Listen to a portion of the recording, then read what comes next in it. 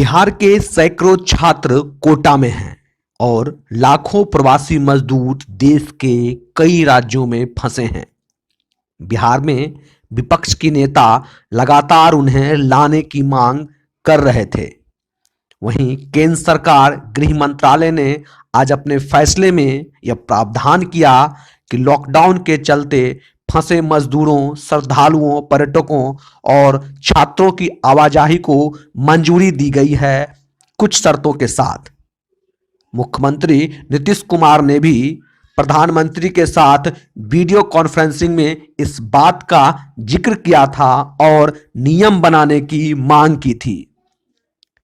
गृह मंत्रालय के निर्णय का विपक्षी दलों के नेताओं ने स्वागत किया है। लगभग जो आंकड़ा था, जो नेता प्रतिपक्ष तेजस्वी यादव ने बिहार से बाहर नई गाइडलाइन का हवाला देते हुए नीतीश सरकार पर निशाना साधा है।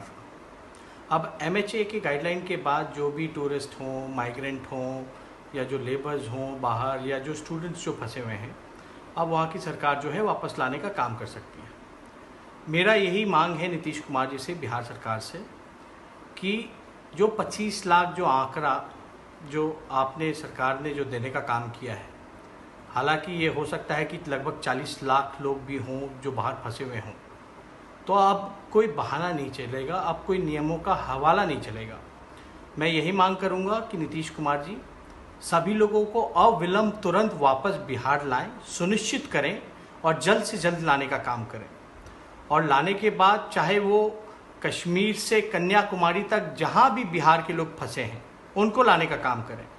अब मैं यही चाहूँगा कि ला करके कहीं उठा करके फेंक ना दिया जाए, कहीं इधर उधर रख ना दिया जाए, बल्कि उनके लिए प्रॉपर इंफ्रास्ट्रक्चर, हेल्थ से रिलेटेड, कोरोना टेस्टिंग से लेकर के, डोर टू डोर से लेकर के पूरी इंफ्रास्ट्रक्चर जो है वो डेवलप करने का सरकार काम करे।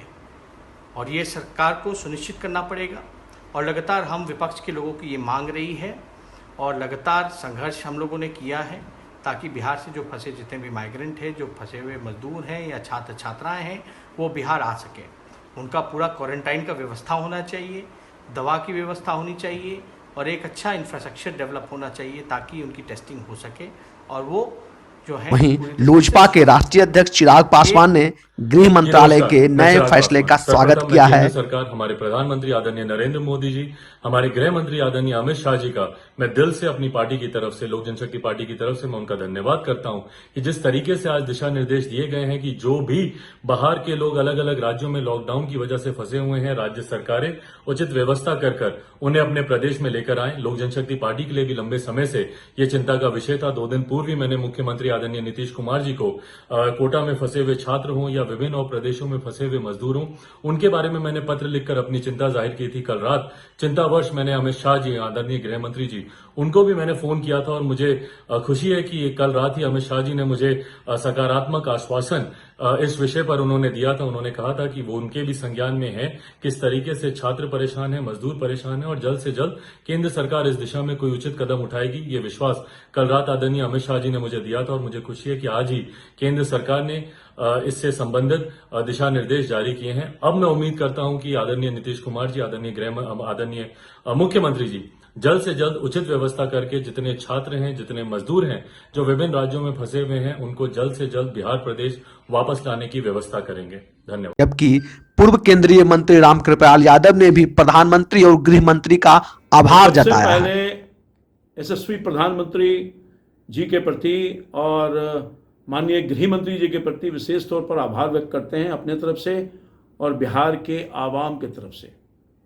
लॉकडाउन लगभग 1 महीने से है और इसमें बड़े पैमाने पर बिहार के मजदूर देश के विभिन्न राज्यों में काम कर रहे थे और 1 महीना से वो फंसे हुए थे और साथ ही साथ बड़े तादाद में छात्र भी कोटा सहित देश के विभिन्न भागों में फंसे हुए थे।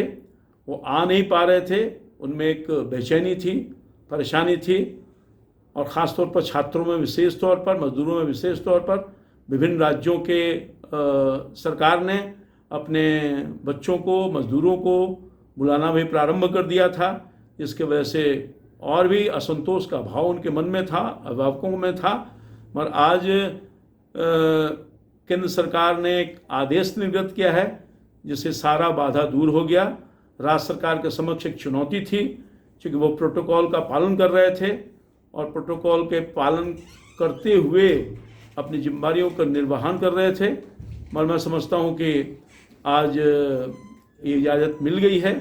अब आसानी से वो राज्य सरकार इजाज़त दे सकती है और कोटा सहित देश के विभिन्न भागों में छात्रों को आने के लिए, अपने घर और मजदूरों को भी आने के लिए आसानी से आज के आदेश के बाद आने की इजाज़त मिल गई है, तो आ सकते हैं। तो मैं पुनः धन्यवाद देना चाहता हूँ भारत सरकार के प्रधानमंत्री जी का और गृह मंत्री जी का और मुख्यमंत्री जी खास तौर पर। जो बाधा था वो ख़त्म हो गया है। अब वो भी आसानी से अपनी जिम्मेदारियों का निर्वहन करेंगे और छात्र और मजदूरों को वापस लाने का काम करेंगे।